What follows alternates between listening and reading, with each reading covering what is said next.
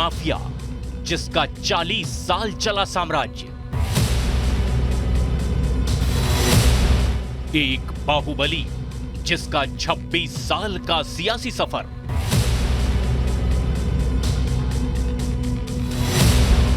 एक अपराधी जिसका सियासी गढ़ रहा मऊ,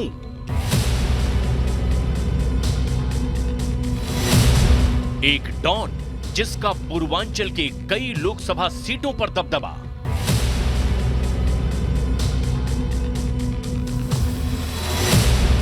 वो था मुख्तार अंसारी। उसकी 7 साल पहले हुई उल्टी गिनती शुरू।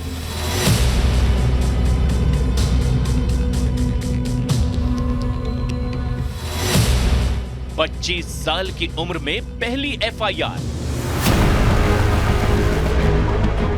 कभी क्रिकेट की दुनिया का ऑलराउंडर रहा मुख्तार अंसारी 80 के दशक में साधु मखनू गिरोह में शामिल हो गया।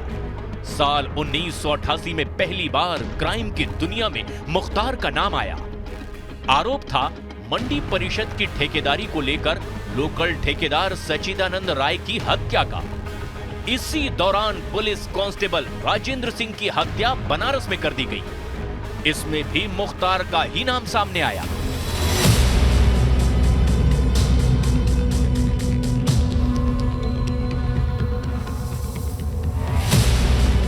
तैंतीस साल की उम्र में पहली बार एमएलए बना। 90 के दशक में मुख्तार अंसारी ने राजनीति में कदम रखा। साल 1996 में मुख्तार अंसारी पहली बार विधानसभा पहुंचा। राजनीति में मुख्तार का रुतबा इसी से समझा जा सकता है कि अपने 26 साल के राजनीतिक जीवन में मुख्तार अंसारी को सिर्फ एक बार ही हार का सामना करना पड़ा और वो था 1994 का गाजीपुर उपचुनाव। मुख्तार अंसारी ने 5 बार विधानसभा का चुनाव जीता था। मुख्तार को मिला था राजनीतिक संरक्षण। मुख्तार पर एक्शन लेने से बचती थी पुलिस। एक्शन लेने वाले अधिकारियों का होता था ट्रांसफर। मुख्तार को मिले राजनीतिक संरक्षण की गवाही देते हैं 1991 बैच के पीसीएस अधिकारी शैलेंद्र सिंह, जिन्होंने 2004 में यूपी एसटीएफ के डीएसपी रहते हुए एक मामले में मुख्तार अंसारी के खिलाफ पोटा के तहत केस दर्ज करने की सिफारिश सरकार को भेजी थी। शैलेंद्र सिंह दावा करते हैं कि राजनीतिक कारणों की वजह से तत्कालीन सरकार की ओर से मुख्तार पर से मुकदमा हटाने का दबाव बनाया गया, जिसके बाद उन्हें इस्तीफा तक देना पड़ा। उस समय मैंने लाइट मशीन गन रिकवर की।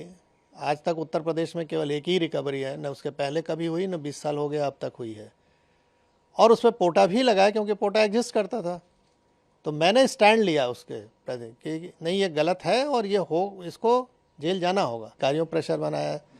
जब कोई नहीं सुना तो आईजी जोन जो थे उनका ट्रांसफ़र, डीआईजी रेंज का ट्रांसफ़र, एसएसपी एसटीएफ हमारे थे उनका ट्रांसफ़र, और अंत में ऐसा माहौल बनाया गया कि मुझे भी रिज़ाइन करना पड़ा 15 दिन बाद। 2017 से योगी सरकार के रडार पर था माफिया मुख्तार। लंबे वक्त तक मुख्तार अंसारी पर समाजवादी पार्टी और बहुजन समाज पार्टी का संरक्षण रहा। जेल में रहते हुए 2017 में आखिरी बार मुख्तार अंसारी ने विधानसभा चुनाव जीता। 2017 में उत्तर प्रदेश की कमान योगी आदित्यनाथ को दी गई और उसके बाद से ही उसके जुर्म के साम्राज्य के बुरे दिन शुरू हो गए। योगी सरकार की अपराध के खिलाफ जीरो टॉलरेंस की नीति का ही असर था कि मुख्तार अंसारी पंजाब की रोपड़ जेल में जा छिपा और वहां से यूपी आने को तैयार नहीं था। मुख्तार को यूपी लाने के लिए योगी सरकार को सुप्रीम कोर्ट तक जाना पड़ा। एक तरफ मुख्तार अंसारी के खिलाफ दर्ज मुकदमों की कोर्ट में प्रभावी पैरवी शुरू हुई, तो दूसरी तरफ माफिया के जुर्म के साम्राज्य को ध्वस्त करने पर एक्शन शुरू हुआ।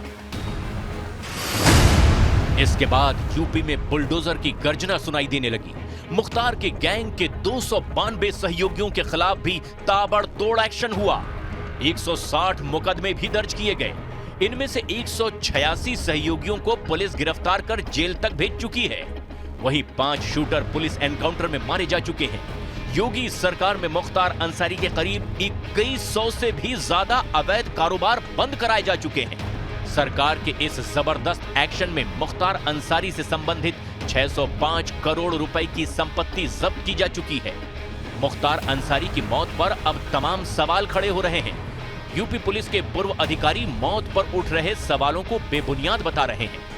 मुझे याद है कि जब मैं डीजीपी था तब भी इस तरह की अफवाहें फैलती थी कि उसको मार दिए जाने का प्रयास किया जा रहा है या उसे जहर दिया जा सकता है।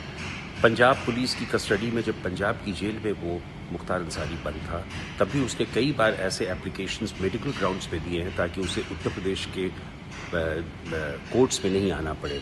यानी वो मेडिकली पहले भी बीमार रहा है और उसकी स्थिति बहुत अच्छी नहीं रही है। ऐसी स्थिति में इस प्रकार का आरोप लगाना कि उसे जहर दे दिया गया है या उसे मार दिया गया है, मैं समझता हूं कि ये सर्वथा निर्मूल है और इसे खंडन किया जाना चाहिए।